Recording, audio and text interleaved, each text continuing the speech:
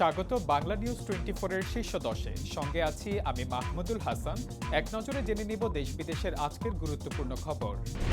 মনোনয়নপত্র জমা দেওয়ার শেষ দিনে শান্তিপূর্ণ পরিবেশে ফর্ম জমা দিয়েছেন বিভিন্ন দলের হেভিওয়েট প্রার্থীরা। তবে 2 দিন বাড়তে পারে সময়। কাল থেকে শুরু যাচাই বাছাই, চলবে 4 জানুয়ারি পর্যন্ত। খালেদা জিয়া, তারেক রহমান ও ডাক্তার শফিকুর রহমানের মনোনয়ন ফর্ম জমা পড়েছে। জনকল্যাণে কাজ করার অঙ্গীকার বিএনপি মহাসচিব মির্জা ফখরুল ইসলামের। নতুন দেশ গড়ার যাত্রায় জনগণকে পাশে পাওয়ার আশা জামায়াতের নায়েবে আমির মিয়া গোলাম পরোয়ারের।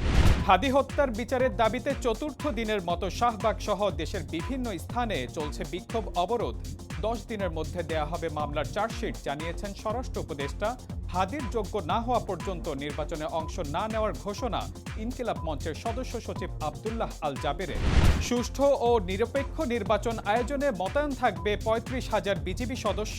অপরাধীদের পালানো ঠেকাতে বিজিবিকে সীমান্তে সর্বোচ্চ সতর্ক থাকার নির্দেশ স্বরাষ্ট্র উপদেষ্টার। ফেব্রুয়ারিতে নির্বাচন আয়োজন নিয়ে কোনো সংশয় নেই। রাজনৈতিক দলগুলোকে প্রতিহিংসার রাজনীতি পরিহারের অনুরোধ ধর্ম উপদেষ্টার। নির্বাচনে অংশগ্রহণে আর কোনো বাধা নেই মাহমুদুর রহমান মান্নার।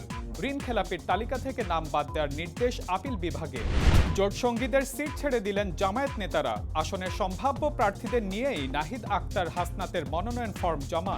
এনসিপি এলডিপির পর জামায়াতের নির্বাচনী সমঝোতায় যুক্ত হলো এবি পার্টি। এনসিপিতে যোগ দিলেও নির্বাচনে অংশ নিচ্ছেন না আসিফ মাহমুদ সজীব ভুইয়া। কয়েক সপ্তাহের মধ্যে আসতে পারে সুখবর। হতে পারে রাশিয়া ইউক্রেন যুদ্ধের অবসান, মন্তব্য প্রেসিডেন্ট ডোনাল্ড ট্রাম্পের। এবং বিপিএল এর পঞ্চম ম্যাচে 7 উইকেট হাতে রেখে চট্টগ্রামের বিপক্ষে রংপুরের জয়। ষষ্ঠ ম্যাচে রাজশাহীর বিপক্ষে লড়ছে নোয়াখালী এক্সপ্রেস। আজ এ পর্যন্তই। সবশেষ খবর সবার আগে জানতে ভিজিট করুন বাংলা নিউজ 24 এর ওয়েবসাইট, ইউটিউব চ্যানেল এবং ফেসবুক পেজে। এতক্ষণ সাথে থাকার জন্য ধন্যবাদ।